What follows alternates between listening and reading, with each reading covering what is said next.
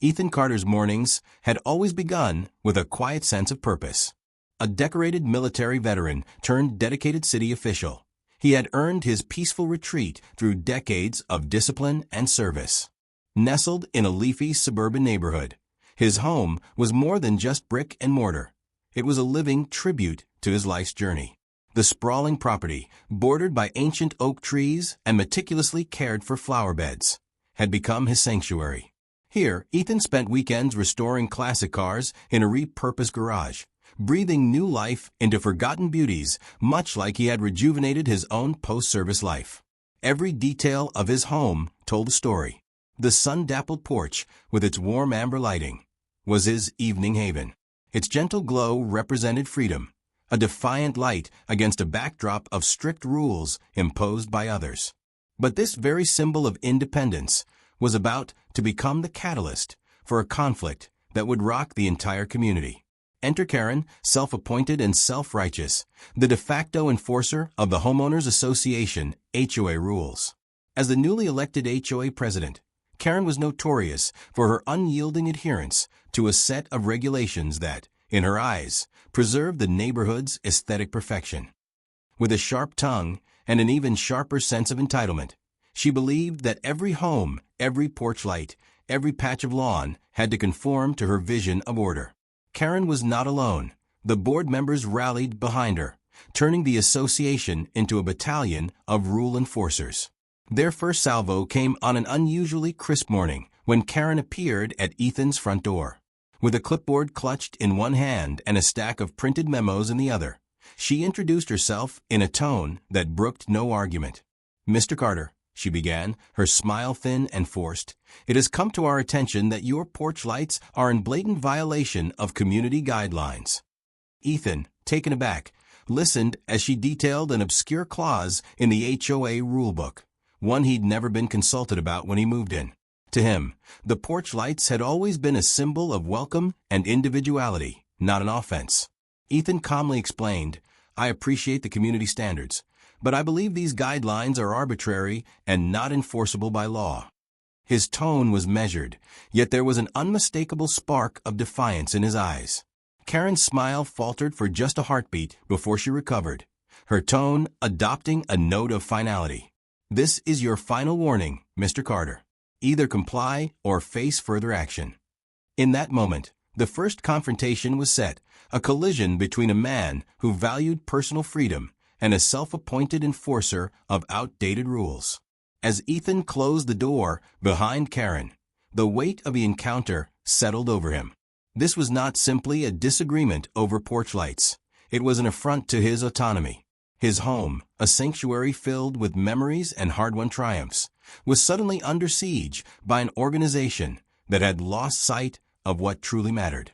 The neighborhood, with its promise of community spirit, was being transformed into a battleground for power and petty control. Ethan's mind raced as he recalled stories from neighbors who had long whispered about the HOA's overreach. Fines were levied for the smallest infractions, grass a tad too high, flower beds arranged in patterns that didn't match an unspoken standard of beauty. But his own case felt different. It wasn't just about the lights. It was a question of respect for personal liberty, and Ethan was not about to let an entitled few dictate the way he lived. That day, as the golden afternoon light slanted across his front yard, Ethan sat on his porch and contemplated his next move. The gentle hum of nature was now punctuated by a rising sense of injustice. In that moment, he resolved that he would not be bullied into submission. His life's work, both on the job and in his personal endeavors, had always been built on principles of fairness and integrity. Now those same principles were being challenged by a group that prioritized conformity over common sense.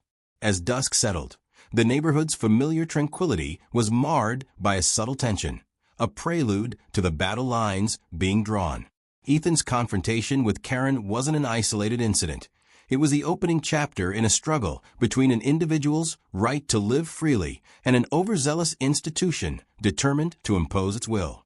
And so, beneath the warm glow of his beloved porch lights, Ethan Carter prepared himself for a fight that would test the very limits of community power and personal freedom. The morning after Karen's visit, Ethan awoke to an unsettling surprise. Taped to his front door was an official-looking envelope bearing the HOA crest. Inside, a crisp notice detailed a $750 fine, an alleged penalty for the so-called community light violation. The document was replete with legal jargon and references to bylaws that, to Ethan, were as vague as they were unreasonable. It was a direct challenge, not only to his lifestyle, but also to the rights of every homeowner who had ever dared to express a bit of individuality. Karen was waiting outside, standing rigidly on the sidewalk, as if her posture alone could enforce compliance. "The rules apply to everyone, Mr. Carter," she stated flatly, her eyes locked on his in a way that brooked no dissent. Her tone was icy, each word delivered with an air of superiority. Ethan, however, was not intimidated. As a law-abiding city official, he was well aware of the limitations of the HOA's authority and the legal protections afforded to property owners.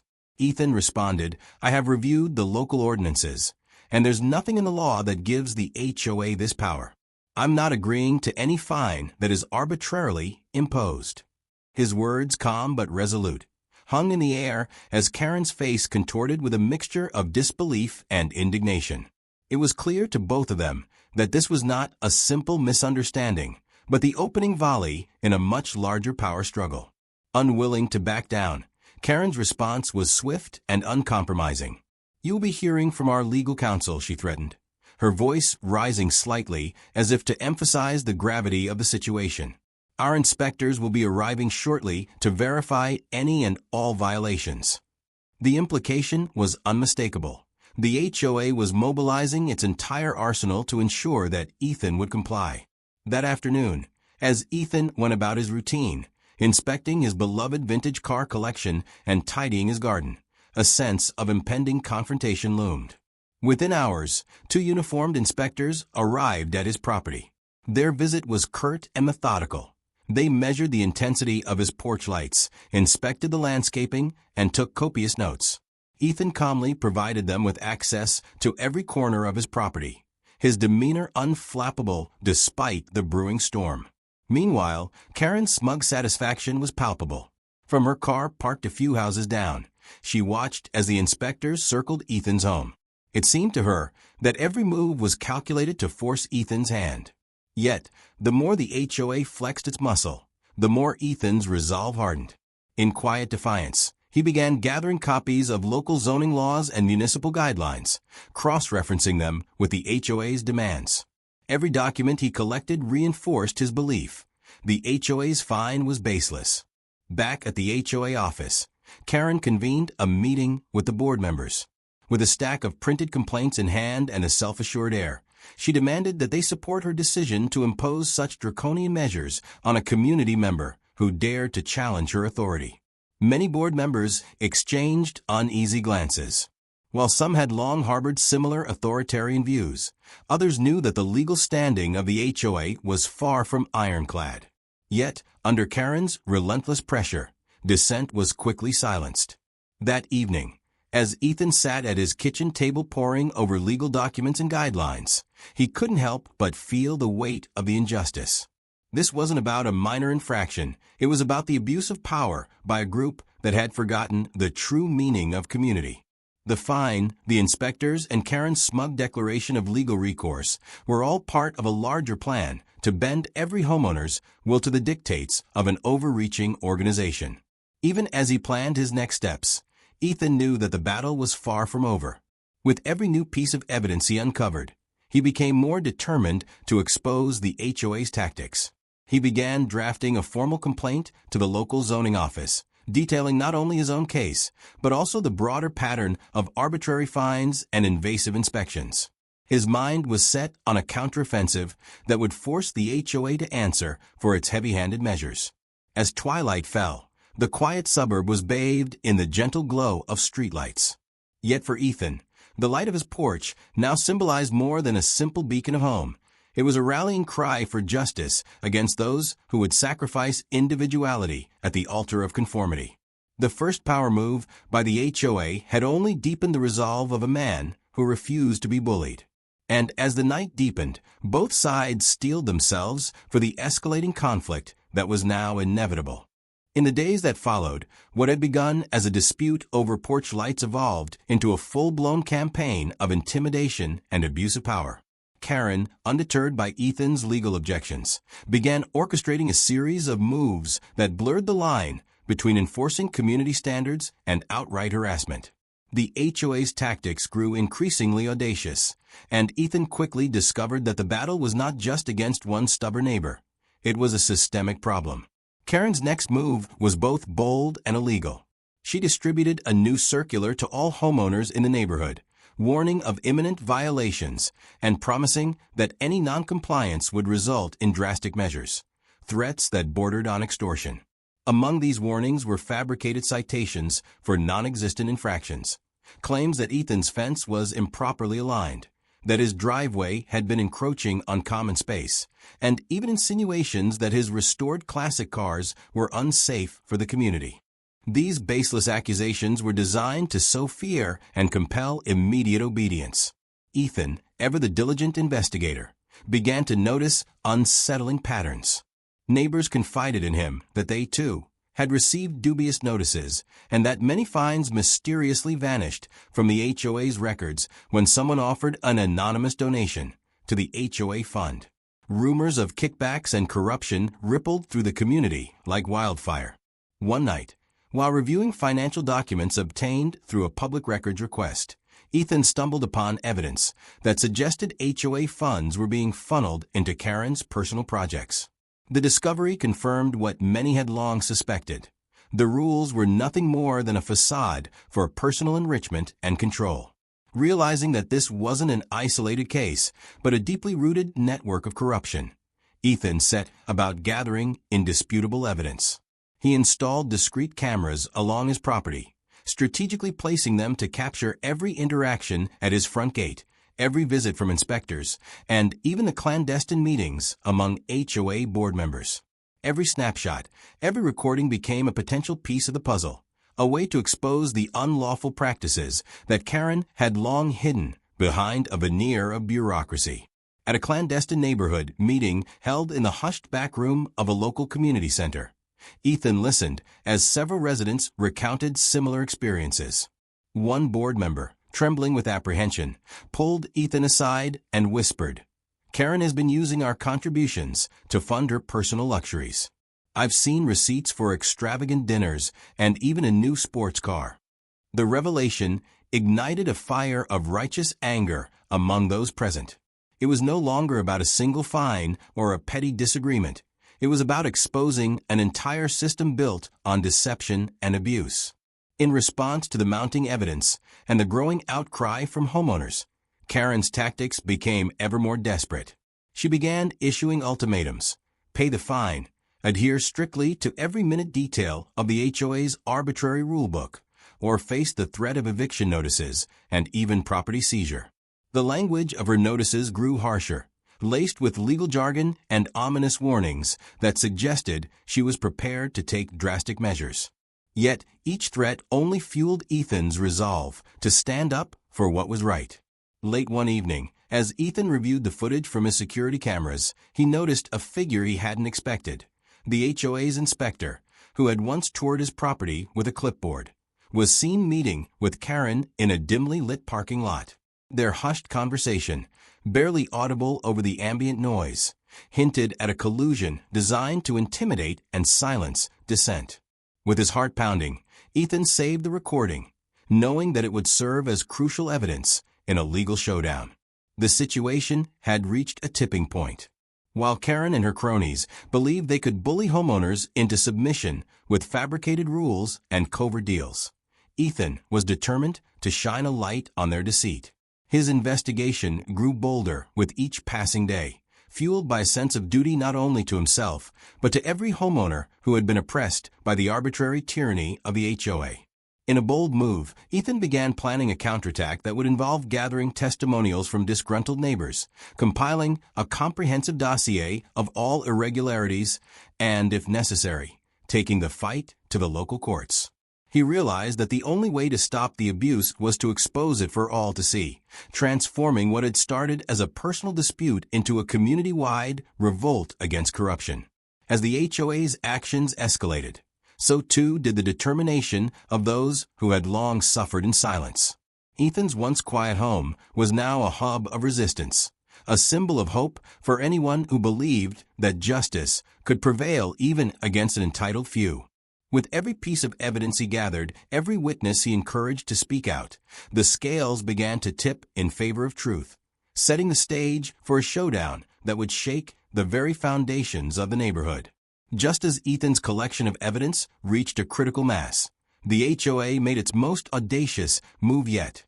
On a seemingly ordinary morning, Ethan awoke to a scene straight out of a nightmare. His driveway was suddenly besieged by a heavy-duty tow truck, its mechanical arm already busy hooking onto his prized vintage car. Without warning, a group of uniformed maintenance personnel began barricading the perimeter of his property. Karen had ordered what she called an emergency compliance operation, claiming that recent changes to the community guidelines allowed for immediate utility shutdowns and even the forcible removal of vehicles deemed in violation of the HOA standards. Ethan rushed outside, heart pounding as he confronted the scene. Standing in the middle of his driveway, he found Karen, her expression a mix of smug determination and barely concealed panic, issuing orders as if orchestrating a military operation. "Your noncompliance leaves us no choice, Mr. Carter," she declared. "If you do not cooperate immediately, we will shut off your utilities and proceed with legal action." Her words echoed with the cold finality of a dictator's decree. In that moment, Ethan knew that this was the tipping point. With every act of overreach, the HOA was not only violating his rights, but also endangering the very fabric of community trust. Determined to take decisive action, Ethan marched into the next scheduled HOA meeting, armed not with anger, but with a meticulously compiled file of legal documents, photographs, and security footage that chronicled months of abuse and corruption.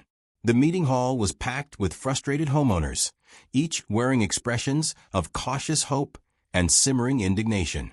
As Karen took the stage to deliver another scripted lecture on community standards, Ethan calmly interjected, "I have here official copies of local zoning laws and documented evidence of unauthorized actions taken by the HOA." His voice rang out clear and unwavering, silencing the room for a few breathless moments. With practiced precision, he began presenting the damning evidence. Images of the tow truck in his driveway, screenshots of irregular financial transactions, and the disturbing footage of the clandestine meeting between Karen and the inspector. Each piece of evidence was a hammer blow to the authority Karen had wielded for so long. The community's reaction was immediate. Heads shook in disbelief, and murmurs of approval began to swell into raucous applause. For the first time, even several of the most loyal board members looked uncertain. Some exchanged glances as if silently asking themselves how far the abuse had gone. Karen, visibly rattled by the turn of events, attempted to regain control by dismissing Ethan's evidence as misinterpretations of routine procedures. But the damage was done. The community was no longer willing to accept the arbitrary dictates of an HOA that placed style over substance and petty rules over genuine rights. As the meeting progressed, Ethan laid out a clear plan of action. "We deserve transparency," he stated, addressing the assembled homeowners. "I propose that we demand a full audit of the HOA's finances and practices, and that we form a citizens' committee to oversee future decisions." His words ignited a spark of rebellion. Neighbors began sharing their own stories of unfair fines, invasive inspections, and unexplained violations that had haunted their lives for months. Karen's confident facade began to crumble as the board members were forced to confront the reality of their actions. Desperate to salvage what little authority she had left, she doubled down on her rhetoric, accusing Ethan of defamation and disruption. But her protests fell on deaf ears. The collective voice of the community was too strong, too passionate to be silenced by empty threats. By the time the meeting adjourned, it was clear that the balance of power had irrevocably shifted. Ethan's brave stand had not only exposed the illegal overreach of the HOA, but had also galvanized a community long divided by fear and resignation. As residents left the hall in animated clusters, exchanging contact information and pledging support, it became apparent that Karen's reign of arbitrary power was coming to an end. Outside, beneath the fading light of dusk, Ethan felt a profound sense of vindication. His home, once a target of unjust aggression, had become a beacon of resistance. And while Karen's next move remained uncertain, one thing was clear. The community had finally taken a stand, and justice was on the horizon. The atmosphere in the neighborhood reached a fever pitch as Karen's tactics spiraled out of control. With her authority increasingly undermined by Ethan's relentless pursuit of the truth, the embattled HOA president decided it was time for one final, desperate gambit. Determined to reassert her power at any cost, Karen hatched a plan that would backfire in the most spectacular fashion. One cool morning, Karen dialed the police. Her voice trembled with a mix of fury and desperation as she reported that Ethan's illuminated porch, now a defiant symbol of his independence, constituted a public disturbance and an eyesore that was endangering community morale. According to her fabricated account, the intensity of the lights disrupted the peace of the entire neighborhood and warranted immediate intervention. Within minutes, flashing blue and red lights arrived at Ethan's property, and 2 officers stepped out, their expressions a blend of duty and skepticism. Ethan, who had long anticipated that Karen might try to involve law enforcement, greeted the officers at his door with a calm dignity that belied the tension of the moment. With measured confidence, he presented his city official badge alongside a neatly organized folder of documents. "Officers, I assure you there is no disturbance here, only a beacon of community spirit," he explained, his tone laced with quiet authority. The officers exchanged glances as they reviewed his credentials and the evidence he provided, including copies of local ordinances that clearly stated the limits of HOA power. As the officers began questioning Karen's claim, it became painfully clear that her story was built on sand. One officer, flipping through Ethan's well-prepared dossier, remarked, "There's nothing here to suggest any public harm. In fact, these documents show that Mr. Carter is well within his rights." The shift in tone was unmistakable. Karen's face flushed with humiliation as her baseless allegations were systematically dismantled before the very people she had hoped to impress. Not content with merely having the police debunk her claims, Karen tried to escalate the situation further. That same afternoon, she hired a private investigator, a shadowy figure who arrived in a nondescript sedan and began lurking around Ethan's property. But fate, it seemed, was determined to turn her final act of desperation into her ultimate downfall. In a twist of irony, Ethan's ever-vigilant security cameras captured every furtive move made by the PI. Later that evening, while reviewing his footage, Ethan discovered the investigator sneaking into his garage, clearly attempting to rummage for any compromising information. Without delay, Ethan compiled the damning video evidence and called a hastily convened HOA meeting. As the community gathered once again, Karen arrived, her face a mask of forced composure. But when Ethan played the footage on a projector for everyone to see, a hush fell over the room. The grainy images of the private investigator's intrusion were impossible to ignore, and the crowd's shock quickly turned to outrage. "This," Ethan announced firmly, "is the evidence of an individual who was paid to invade my privacy, and by extension, the privacy of every homeowner here. This isn't just a violation of my rights, it's an attack on all of us." The room erupted in murmurs of disbelief and anger. Board members who had once nodded in cautious agreement now found themselves questioning their complicity in Karen's authoritarian practices. Karen's response was a series of halting explanations and evasions. She stuttered about protecting community interests, about maintaining order, words that now rang hollow in the face of overwhelming evidence. The police, who had earlier backed Ethan on the porch incident, were discreetly alerted to the developing scandal, and whispers of an official investigation into the HOA's practices began to circulate. By the end of the meeting, it was abundantly clear that Karen's credibility was in ruins. The community, emboldened by Ethan's fearless stand and the incontrovertible evidence of wrongdoing, had no choice but to turn their backs on her. In one swift, decisive moment, the tide had turned. Karen's final, desperate move had not only failed to salvage her authority, but had also sealed her fate as the embodiment of HOA tyranny gone awry.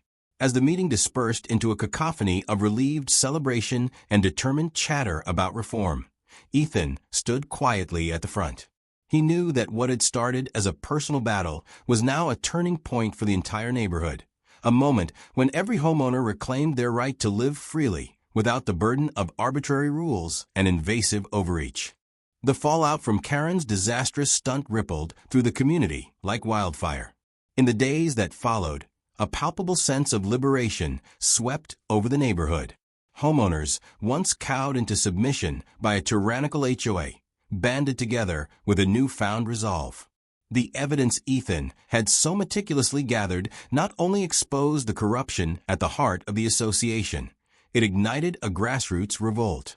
An emergency town hall meeting convened by frustrated residents, voices that had been silenced for too long roared in unison.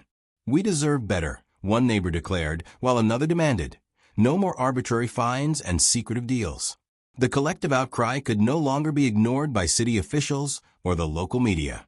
With mounting public pressure, the municipal government launched a formal investigation into the HOA's practices, scrutinizing every transaction and decision that had been made under Karen's watch. The investigation was swift and decisive. Audits revealed a pattern of financial impropriety. Funds that should have been allocated to community improvements were siphoned off for personal luxuries and unauthorized projects. As the details of the corruption surfaced, several board members found themselves under the harsh glare of legal inquiry. The community's trust, long eroded by secrecy and intimidation, was now irrevocably broken. Amid this chaos, the ultimate reckoning came for Karen. The board, recognizing that her leadership had become a liability, held an emergency vote. In a dramatic session filled with impassioned pleas from outraged homeowners, Karen was unceremoniously removed from her position as HOA president. Her resignation was not merely an administrative footnote. It was the symbolic collapse of an institution built on entitlement and abuse. The news of Karen's downfall quickly spread throughout the neighborhood. In hushed conversations at local coffee shops and over backyard fences, residents marveled at the poetic justice unfolding before their eyes. Karen's once imposing figure was now reduced to that of a disgraced leader whose actions had brought shame upon the very community she had vowed to protect. Overnight, her house, long a symbol of her power, was placed on the market, and rumors abounded that even her personal assets were now subject to legal claims. Ethan, who had been at the forefront of the resistance, felt a quiet satisfaction as he sipped his coffee on the now peaceful porch. The oppressive regime of arbitrary fines and invasive inspections had crumbled, replaced by a collective determination to rebuild trust and ensure that no one would ever be made to feel powerless again. Neighbors began organizing community-led patrols, establishing transparent channels for dispute resolution, and pledging to hold any future board accountable to the very people they were meant to serve. For many, this victory was more than just the removal of a tyrant. It was a turning point that restored faith in the idea of true community. The HOA, once a tool for enforcing conformity, was now under intense scrutiny and faced heavy fines for its illegal practices. Several of the board members were summoned to testify before local authorities, and class action lawsuits were soon filed by a coalition of homeowners determined to reclaim what was rightfully theirs. In the midst of the legal and social upheaval, Ethan remained the steady force that had catalyzed the change. He continued to work with his neighbors, helping them navigate the legal complexities and organizing efforts to rebuild a community based on fairness, transparency, and mutual respect. The struggle had been long and arduous, but as Karen's influence dissipated like smoke on the wind, a new chapter of genuine civic engagement dawned. The collapse of the HOA's authoritarian structure was a testament to the power of unity and perseverance. As Karen's final days in the community drew near, the neighborhood celebrated not only the fall of an entitled despot, but also the birth of a more democratic, inclusive way of living, one in which every homeowner had a voice, and justice was not a privilege reserved for the powerful, but a right for all. In the wake of Karen's dramatic removal, the local government and legal authorities swung into action. An official audit of the HOA's finances revealed extensive mismanagement and deliberate misuse of funds. The municipal government, now under heavy public scrutiny, fined the association for enforcing non-existent rules and for operating outside the bounds of its legal authority. Class action lawsuits were swiftly organized by a coalition of homeowners, Ethan among them, challenging every aspect of the HOA's operations. Legal filings cited violations of zoning laws, infringements on property rights, and even breaches of privacy. A seasoned team of attorneys, bolstered by the overwhelming evidence Ethan had gathered, worked tirelessly to ensure that not only was the HOA held accountable, but that each affected homeowner received justice. During a tense courtroom session, a judge admonished the HOA for its overreach, ruling that the organization had no legal basis for the fines it had imposed. The verdict was a resounding statement. Communities should never be subjugated to the whims of a self-appointed authority. Some board members were called to testify, and as their testimonies emerged, it became clear that the system was riddled with corruption and malfeasance. Ethan, standing firm as the community spokesperson, delivered one final legal power move by proposing a comprehensive reform plan. His plan outlined measures for transparent governance, routine audits, and a publicly elected oversight committee that would replace the old, opaque system. The judge's ruling, coupled with Ethan's proposals, signaled the beginning of a new era, one where the HOA would be forced to operate under strict legal oversight, ensuring that such abuses of power would never recur. As the legal dust settled, the HOA was ordered to disburse restitution to every homeowner who had been unjustly fined. The public humiliation of the association was complete, with news outlets covering the downfall of a once feared organization. The legal consequences extended far beyond monetary penalties. Several board members faced criminal charges for fraud and embezzlement, and the HOA itself was restructured under direct municipal supervision. In that courtroom and in the ensuing media coverage, Ethan's quiet determination shone through. His final power move was not merely about winning a legal battle. It was about restoring dignity to a community that had long been oppressed. The full legal reckoning of the HOA marked a turning point, and homeowners across the neighborhood celebrated as a symbol of hope and justice. Karen's personal life, once shrouded in the aura of unassailable authority, unraveled with brutal speed. The public exposure of her misdeeds left her isolated and ostracized. No longer could she rely on the blind loyalty of an HOA board or a community that had once trembled under her rule. With her removal from office came a cascade of personal setbacks. Her financial assets were frozen pending investigation. Her credit was scorched by the mounting legal penalties, and even her personal relationships began to crumble. In the aftermath, Karen was forced to confront a series of humiliations that stripped her of the power she had so ruthlessly wielded. Neighbors who had once tiptoed around her now openly sneered at her. The very house she had maintained as a symbol of status was put on the market as part of the legal settlements. Rumors spread that her husband, weary of her relentless ambition and public disgrace, had filed for divorce. Once the self-proclaimed guardian of community aesthetics, Karen found herself working in an office as an assistant property manager for another HOA, an ironic twist of fate that served as poetic justice. Every public appearance became a reminder of her fall from grace. At City Hall, when she attempted to argue for leniency or to salvage her reputation, officials dismissed her with curt nods and pointed stares. The woman who had once issued final warnings and imposed unjust fines now had to endure the same level of scrutiny and disregard. In quiet moments, she would glance at the news reports detailing the collapse of the HOA's corrupt practices, and a bitter understanding settled over her. Her time of dominance was over. For Ethan and many in the community, Karen's personal downfall was not a moment of triumph born of revenge, but a necessary correction to a system that had allowed entitlement to flourish unchecked. Her humiliation became a cautionary tale, a stark reminder that no one was above the law, and that community power belonged not to an individual, but to the people collectively. As the days turned into weeks, Karen's presence faded from public view. Her name became synonymous with abuse of power and arrogant entitlement, a symbol of what could happen when personal ambition eclipsed common decency. The neighborhood, now rejuvenated by accountability and transparency, moved on from the dark era of Karen's rule. Its residents united in the belief that they had reclaimed not only their rights, but also their dignity. In the months following the upheaval, the neighborhood settled into a renewed sense of community and possibility. Ethan Carter, once a lone resistor against tyranny, now found himself surrounded by neighbors eager to rebuild a culture of mutual respect and transparency. The oppressive shadow of the HOA had lifted, replaced by lively gatherings, open forums, and a shared commitment to safeguarding each other's rights. On a warm summer evening, as the sun dipped below the horizon, Ethan sat on his porch, the very porch that had sparked the rebellion.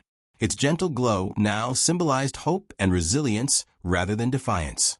Neighbors strolled by, exchanging friendly greetings, and stories of past hardships turned into victories. A light breeze carried laughter and the soft hum of conversation, a stark contrast to the tense days of conflict. Amid the relaxed chatter, a young homeowner jokingly produced an old, worn piece of paper reminiscent of an HOA violation notice. The room fell silent for a heartbeat as everyone recalled the dark days of arbitrary fines and intrusive inspections. Then, with a burst of laughter, Ethan took the note, held it aloft, and declared, "They really tried." His words, laced with gentle irony, resonated with everyone present. It was not just a quip, it was the final mic drop on an era marked by oppression and entitlement. That night, as the neighborhood celebrated over shared meals and impromptu music, the spirit of unity was palpable. The lessons of the past had forged a community that would remain vigilant against any future encroachment on their freedoms. Ethan's journey from a solitary defender of his rights to a beacon of collective empowerment was celebrated in quiet toasts and heartfelt stories exchanged beneath starlight. As the festivities wound down, Ethan lingered on his porch, reflecting on the twists and turns of the long battle. What began as a dispute over a set of overly bright porch lights had evolved into a transformative movement, a reminder that even the smallest spark of defiance can ignite a revolution of justice and community pride. In the end, the legacy of the struggle was not measured solely by legal victories or public humiliation.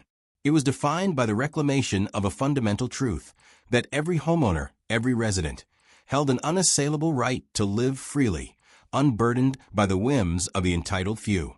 And as Ethan's porch continued to glow softly into the night, it stood as a beacon for all those who dared to challenge injustice, an enduring symbol of hope, resilience, and the unbreakable spirit of community. Fade to black.